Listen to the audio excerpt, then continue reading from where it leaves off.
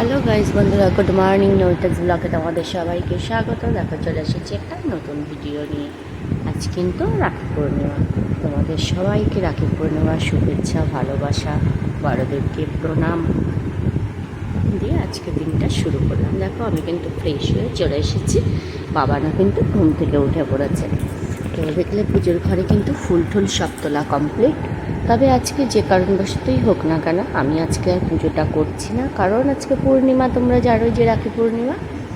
তো মা একটাই পুজোটা করবে।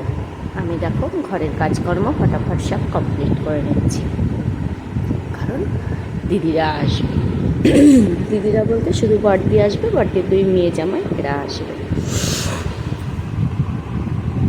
তো সকাল সকাল ভাবলাম একটু কাজকর্ম সব কমপ্লিট করে নিয়ে সকালের খাবারটা বানিয়ে ফেলি। যেহেতু আমি আজকে পুজো করব না, অতএব আমিও সকালে খাবো। বাবা খাবে, আমি খাবো, বাবান খাবে, মা তো পুজো তারপরে খাবে। তো দেখো সকালের কিন্তু রান্নাবান্না খাওয়া দাওয়া সব কমপ্লিট। সকালের চা খাওয়ার বাসনগুলো ছিল, আমি সেগুলো একসাথে ধুয়ে নিচ্ছি, কারণ বিছনের মধ্যে নামিয়ে রেখেছিলাম, সব একবারে ধুয়ে নিচ্ছে। এখন কিন্তু বেলা 9:30 বেজে গেছে। মা ওদিকে পুজোর জোগাড় করছে। হ্যাঁ, আমার আগের দিনের কিছু জামা কাপড় ছিল, যেগুলো আমি সার্ফে ধুয়ে দিয়েছিলাম, অনেক জামা কাপড়, কিন্তু সেগুলো আর মানে শুকায়ও নি। আমিও তুলে এনে বেলকনিতে মেলে দিয়েছিলাম। তা এগুলো আজকে মেলে দিয়েছিলাম, শুকিয়ে গেছে। আর আমি এগুলো তুলতে তুলতেই বৃষ্টি চলে এসেছে, জোর বৃষ্টি হচ্ছে। তো দেখো তোমাদের সঙ্গে কথা বলতে বলতে কিন্তু আমার জামা কাপড়ও ভাঁজ করা প্রায় কমপ্লিট হয়ে গেল, কারণ ওরা চলে আসবে এক্ষুনি 5-10 মিনিটের মধ্যে। তোমাদের সঙ্গে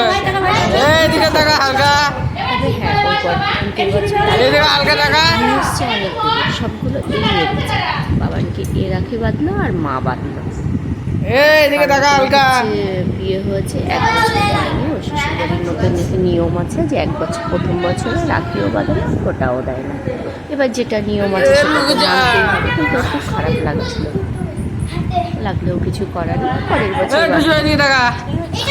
এখানে মজার বিষয় হচ্ছে, ওরা কথা বলছিল এই বিষয় নিয়ে।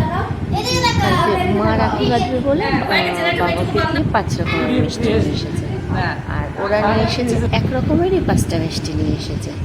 এবার ওর ওই মিষ্টিগুলো পছন্দ হয়নি দেখে, ও তো ছোটো, ও মার প্লেটটা নিয়ে নিয়েছে আর ওর প্লেটটা মাকে আগে গেলে ওর বড় জেঠু, ওর মেয়ে জেঠু বড় ছেলে। ওদেরকেও ডেকেছে সবাইকে রাখি পরানোর জন্য, তবে সবাই একসঙ্গে ছিল না দেখে মাঝে মাঝে করে বাঁধা হয়েছে।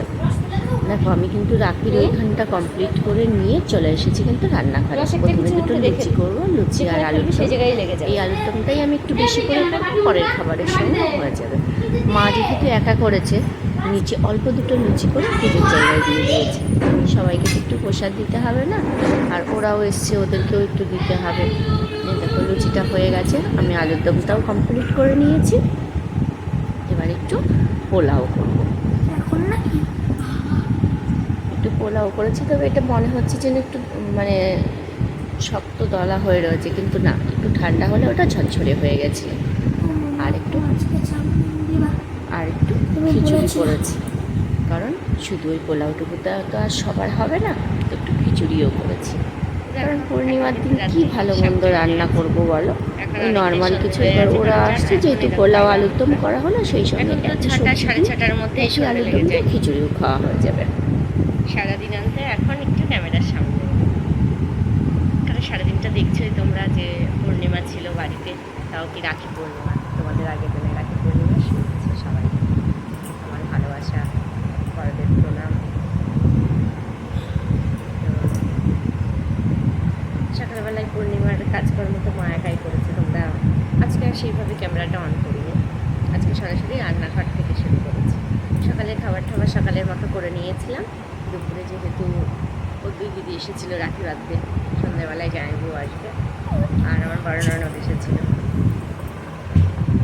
বড়দি এবার রাখি বাঁধেনি, কারণ হচ্ছে ওদের মধ্যে নিয়ম আছে, প্রথম বছর বিয়ে হলে রাখি বাঁধে না, রাখি ভাইফোঁটা এগুলো হয় না।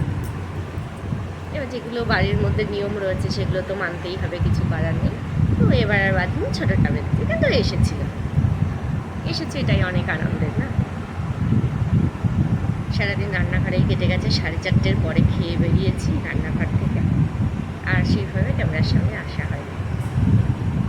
আর এত পরিমাণে কয়েকদিন ধরে বৃষ্টি হচ্ছে, আমার সব কিছু ভেজা। 2-3টে নাইটি যা ছিল এক্সট্রা সব ভিজিয়ে ফেলেছি, 6টা-7টা নাইটি। আর ভাবছি যে নতুনগুলো আর বের করবো না, কারণ ওগুলোও সেই বৃষ্টি চলে না সকালে, তখন হচ্ছে গঠন হয়ে যাবে। যার জন্য ভাবলাম একটা শাড়ি বের করে দেবো। এই যে চান টান করে শাড়িটা পরেছি। তোমরা আমার বললো না যে আমি কেন শাড়ি পরেছি, কারণ একটাই, আমি তো শাড়ি পরি না, ওই জন্য সবাই কমেন্টস করে শাড়ির ভিডিও দেখলে। তবে এখানে ওখানে যখন যাই তখন তো পরি, বা বাড়িতে কেউ আসলে তখনও পরি। তবে আজকে কেউ আসা বলে না, সব কিছু ভেজা বলে। তো দেখো এই দেখো সব মেলে নিয়েছি, কারণ অন্তত আমার কালকে সকালে গা ধুয়ে তো তখন করতে হবে। যার জন্য এগুলো সব হালকা একটু ভেজে আছে, সারা রাত্রি ফ্যানের নিচে থাকলে শুকিয়ে পড়ে, কিছু করার নেই। দুপুরবেলাতে তাও চান করে শাড়ি পরা যায়, কিন্তু সকালে তাড়াহুড়ো করে আর হয় না, তখন বাবানের স্কুলের জন্য রেডি হতে হয় না, খুব তাড়াহুড়ো থাকে। তো ঠিক আছে, সারাদিনের ভিডিওটা দেখলে কেমন লাগলো, তোমাদের তো প্রথমে গুড মর্নিং বলতে পারিনি, এখন আর সেটা বলবো না। ভিডিওটা কেমন লাগলো অবশ্যই তোমরা কমেন্টস করো, আর ইউটিউব থেকে দেখলে তোমরা অবশ্যই সাবস্ক্রাইব করো, লাইক করো, কমেন্ট করো, আর ফেসবুক থেকে দেখলে ফলো করো, লাইক করো, শেয়ার করো, কমেন্টস করো। তোমাদের কমেন্টস, লাইক বা ভিউজ বাড়লে আমার নিজের ভিডিও বানাতে বেশি ভালো লাগে, সত্যি বলতে এটাই। তো ঠিক আছে, দেখা হবে আর একটা পরের ভিডিওতে। Good night.